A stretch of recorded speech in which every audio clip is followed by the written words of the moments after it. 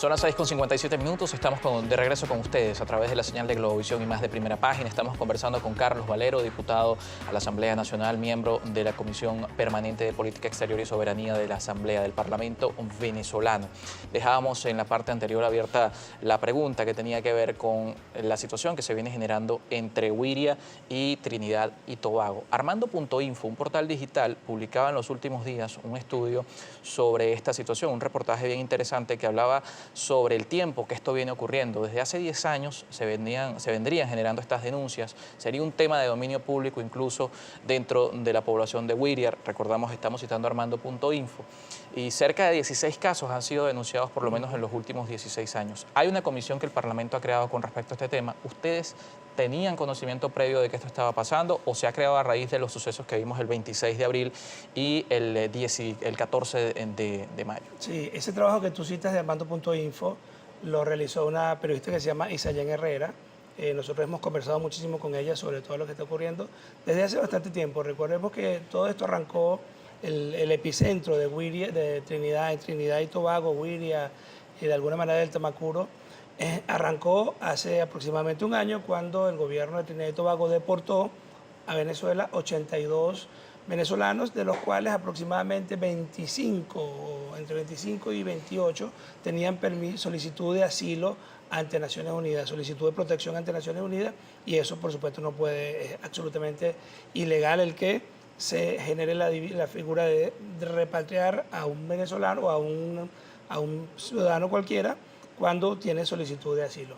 Y sí, en el caso de Wiria, hemos nosotros visto, bueno, efectivamente la Asamblea Nacional creó una comisión especial para atender la desaparición hasta el momento de 60 venezolanos. Esto es muy importante recalcarlo.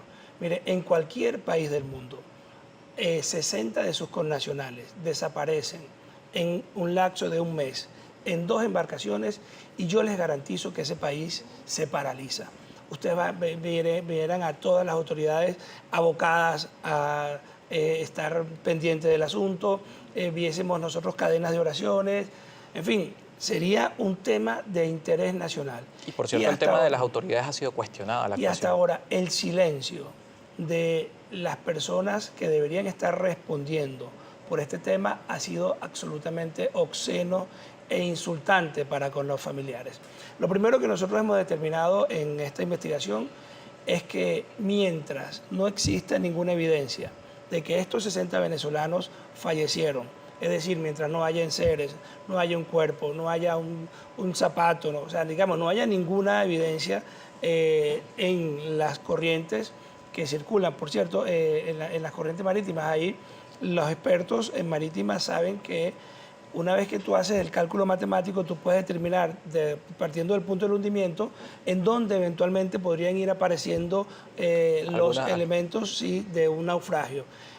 Hasta ahora no hay nada de eso, sobre todo en la segunda embarcación. La primera fue el Yonaile José, ahí iban 38 personas, lograron rescatar 8 con vidas, una muchacha dejó una joven desaparecida, fallecida, perdón, y hay 28 desaparecidos. La segunda embarcación es la Ana María. Ella zarpó el 16 de mayo. Ahí iban 33 personas. Apareció el capitán de la nave de apellido Abreu, apareció en Granada porque fue recuperado por una embarcación que iba entre Trinidad y Granada. Una vez estando en Granada, este señor, las autoridades de Trinidad y Tobago alertan a las de Granada que tiene antecedentes por trata de personas y de alguna manera este señor escapa. Y hay 32 venezolanos desaparecidos. No se tiene ningún tipo de rastros. Ahora, hay muchísima evidencia de trata de personas entre Wiria y Trinidad y Tobago. Solamente para que las personas tengan claro más o menos cómo ocurre esto, les cobran a cada venezolano que van a ser trasladados $300. De esos $300, imagínate tú que van viajando, por ejemplo en el Ana María, eran 33 personas, de las cuales de la tripulación en aquel momento eran 2 y el resto de las personas estaba pagando. De la embarcación, entiendo, dicen los familiares y los vecinos de Wiria, que quedan $5.500 para las autoridades que permiten el zarpe en Wiria. ¿Ustedes este tipo de denuncias las han recopilado desde el sitio o lo que han recibido solamente los testimonios de las familias? Pregunto esto porque parte de las denuncias que hacían precisamente los familiares es que las autoridades no habían tenido ningún tipo de acción al respecto. Fíjate, nosotros nos enteramos de la tragedia del Peñón María, de la desaparición del Peñón María. Todavía, bueno, es una tragedia para los familiares porque no tienen información, pero todavía nosotros no asumimos que estas personas están fallecidas. Nos enteramos el fin de semana, digamos, eso ocurrió el jueves, ya nosotros estamos colocando la denuncia el día sábado. La Asamblea Nacional nombró una comisión especial para llevar a cabo estas investigaciones el día 21, compuesta, yo la presido, el diputado Carlos Lara También el diputado Robert Alcalá. El diputado Robert Alcalá como vicepresidente, Densis Paso, Milagros Paz y el diputado José Gregorio Noriega. Y nosotros el día jueves 23 nos trasladamos a Guiria. Hicimos una asamblea con todos los familiares, ahí habían aproximadamente unas 300 personas. Constituimos el comité de familiares de las dos embarcaciones y en ese momento intentamos nosotros conversar con las autoridades de guardacostas y bueno, fue imposible. Sin embargo, logramos hablar con Protección Civil y logramos también conversar con un concejal y un agente que trabaja en la alcaldía del municipio de Valdés.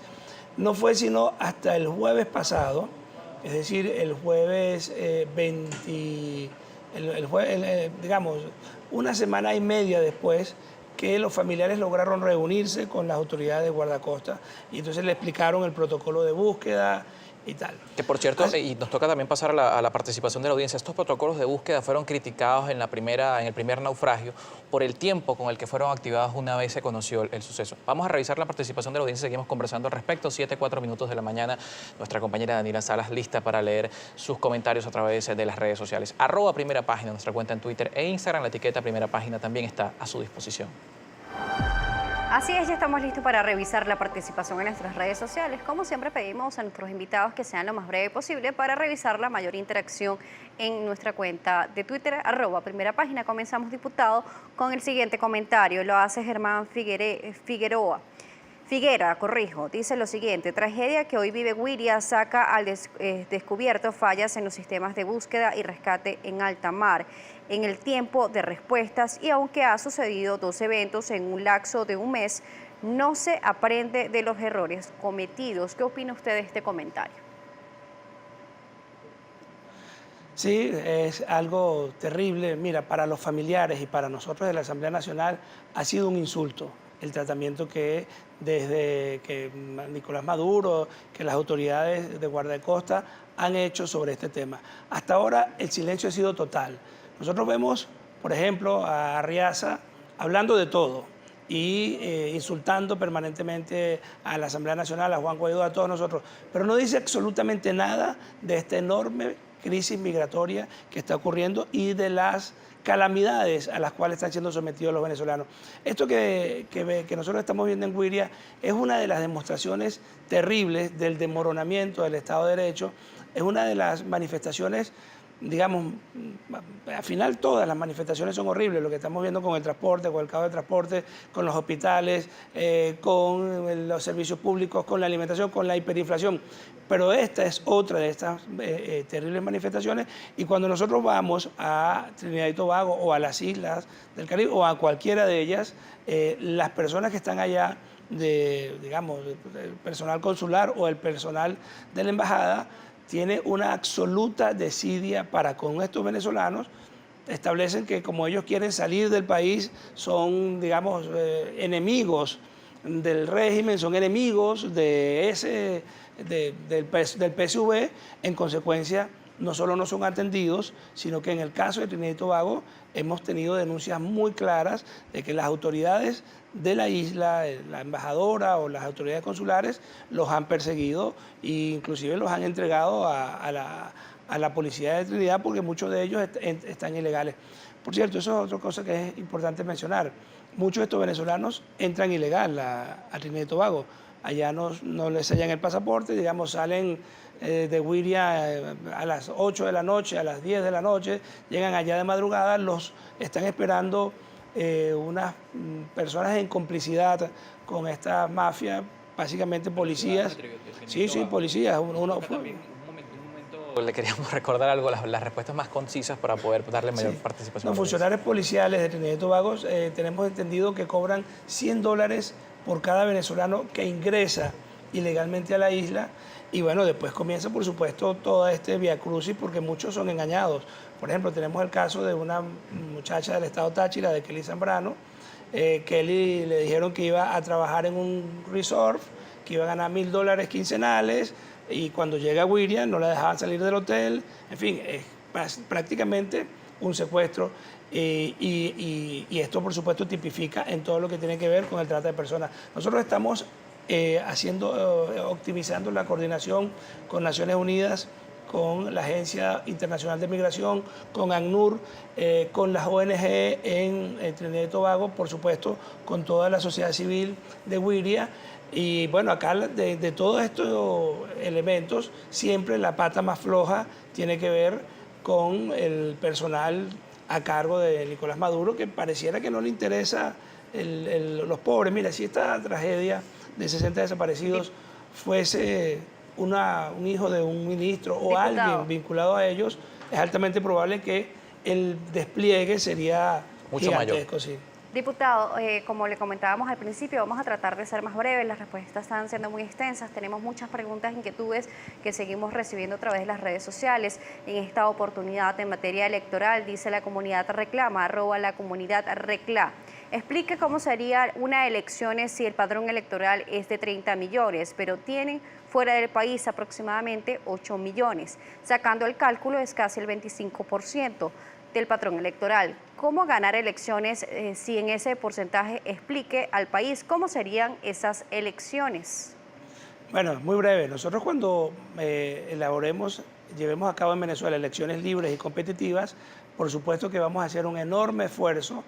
De hecho, para que esas elecciones sean libres y competitivas, los venezolanos que están en el mundo tienen que inscribirse en el registro y participar. Y ese es parte del tiempo que se requiere para que estas elecciones reflejen realmente lo que todos los venezolanos quieren. Ahora, no estamos hablando nunca de 8 millones de venezolanos en el exterior que están en situación de diáspora. Según Naciones Unidas, efectivamente, particularmente la Oficina Internacional de Migración, son 3.8 millones. La cifra que nosotros manejamos lo ubica cercano a los 4.3, 4.4 millones de venezolanos. Siempre hay un pequeño rezago porque Naciones Unidas espera los reportes semestrales de muchos países, pero bueno, esa es más o menos la cifra, 4.5 millones, 4.4, que igual es muchísima gente y estas personas tienen derecho a participar y por supuesto hay que hacer todo lo posible para que en el momento en que lleguemos a unas elecciones libres, una vez que en este país no haya una usurpación que impide el desarrollo democrático, podamos nosotros expresarnos todos los venezolanos independientemente del lugar en donde estemos. Tenemos a @Luis_Aure. Expresa lo siguiente: ¿por qué ningún político opositor u oficialista hablan de los problemas y soluciones para sacar pasaportes, apostillar cédulas, legitimaciones, entre otros? Mira, nosotros hemos hecho un enorme esfuerzo de la Comisión de Política Exterior para que la comunidad internacional reconozca el tamaño de la crisis venezolana y sea muy solidaria con nuestros migrantes. Tenemos en ese sentido que en muchos países de América Latina ya se acepta el pasaporte vencido. Hemos logrado visas humanitarias en muchos lugares e inclusive en el caso de Trinidad y Tobago, que estuvieron muy reacios ellos y han sido muy hostiles con los venezolanos. En este momento se ha abierto un proceso que arrancó el 30 de mayo, que culmina, digamos, por 10 días, ya llevamos 4 días en este proceso. Nosotros esperamos que se registren los cerca de 50.000 venezolanos que están allá en situación, digamos, ilegal y les están entregando un permiso de trabajo por 6 meses renovables. Y este ha sido parte de nuestro trabajo en todo digamos, en toda la comunidad internacional, que contrasta, por cierto, con el trabajo que hace Arriaza, que es básicamente perseguir a los venezolanos, aferrarse de una manera obscena al poder y no hacer absolutamente nada por resolver el problema de estos 4.5 millones de venezolanos que están fuera, porque para ellos estos venezolanos son apátridas o en todo caso no son miembros de su partido, en consecuencia no merecen atención. Con esto vamos a cerrar la participación de la audiencia a través de las redes sociales. Como siempre, gracias a ustedes que siempre envían sus comentarios. Si bien esta comisión ha sido creada por el caso de Güiria, ¿qué reportes tienen de una situación similar en otras entidades del país y hacia otros destinos? Pues hacia las islas ABC, Aruba, Bonaire y Curazao también se habían reportado en otros momentos este tipo de movilizaciones migratorias y también incluso el caso fronterizo con Colombia. ¿Han tenido algún tipo de reportaje o de información sobre casos similares de trata de personas en estas mismas? Sí, lamentablemente sí. Ha habido, por ejemplo, en Perú se han reportado muchos casos, inclusive en Bolivia. De hecho, la Organización Internacional de Migración, menciono mucho OIM porque es el organismo encargado de este tema. De hecho, Eduardo Stein, que ha sido designado por ACNUR también para el caso migratorio venezolano. Es el alto comisionado de Naciones Unidas, con nosotros hemos conversado con el doctor Eduardo Stein. OIM ha catalogado este fenómeno como que la esclavitud moderna es silenciosa. Lo que ocurre en el caso de Perú y de Bolivia es que efectivamente le ofrecen a las personas un trabajo, le envían 500, 600 dólares para el boleto y para que dejen su casa. Después las personas se van y bueno, los encierran en fincas, en fábricas, les quitan el pasaporte, los amenazan con entregarlos a las autoridades porque son ilegales. En fin, este tipo de fenómenos tienen que ser visibilizados. Igual que lo que ocurre en Güiria, nosotros estamos trabajando muchísimo con Naciones Unidas y sería mucho más sencillo si las personas que están nombradas en los puestos consulares por Maduro y que son dirigidas por Arriaza, también ayudaran en este trabajo este tema. Y no fuesen, digamos, parte del problema, ¿no? Esto es una consecuencia del conflicto político, como hemos mencionado al principio de la entrevista, que hoy vive Venezuela, según algunos dirigentes políticos y según algunos analistas. El flujo migratorio se ha visto incrementado por la situación económica que atraviesa el país. Y volviendo al tema político, ya para finalizar y despedir a nuestro invitado, hoy este mismo conflicto ha hecho que muchos países se sumen en una solución al conflicto político en Venezuela. Y uno de los puntos fundamentales es la renovación del Consejo Nacional Electoral. Le quería consultar antes de irnos, ¿qué diferencia hay entre el CNE que eligió a Maduro el 20 de mayo con el CNE que escogió a los parlamentarios en el año 2015? ¿Y por qué renovarlo si es la misma composición? Bueno, no es la misma composición, es la misma composición, pero no es la misma conducta. Una vez electo la Asamblea Nacional en el 2015, comenzó una arremetida del PSV, dirigido por Maduro y por Diosdado Cabello, para acabar con el concepto de elecciones libres. Recuerda que no habíamos terminado de asumir nuestros curules y declararon el Estado Amazonas sin... Todavía sin solución, además. Sí, exacto. Dejaron esos diputados, lo dejaron en el aire, lo suspendieron. Al momento han hecho no sé cuántos procesos electorales y todavía no se ha repetido el proceso de Amazonas, que en teoría generó todo esto que ellos han llamado el desacato, no sé. Después esa figura del desacato es absolutamente inconstitucional. Tú puedes decir que un acto de un poder tiene un problema con el resto del entramado legal. Tú puedes decir, por ejemplo, que la comisión que se constituyó para Güiria no se hizo de manera correcta, siguiendo todos los estándares. En consecuencia, esa comisión, por poner ese ejemplo, puede ser ilegal. Pero no todo el Parlamento nunca pudiera ser declarado ilegal. Entonces, hubo un cambio de conducta una vez que ellos perdieron el 2015 para acabar con la figura del voto y la expresión popular de los venezolanos. Bien, muchísimas gracias por acompañarnos la mañana de hoy. Es Carlos Valero, diputado de la Asamblea Nacional y también miembro de la Comisión Permanente de Política Exterior y Soberanía del Poder Legislativo. 7:16 minutos, nos toca hacer una nueva pausa. Al regreso mucho más de Primera Página.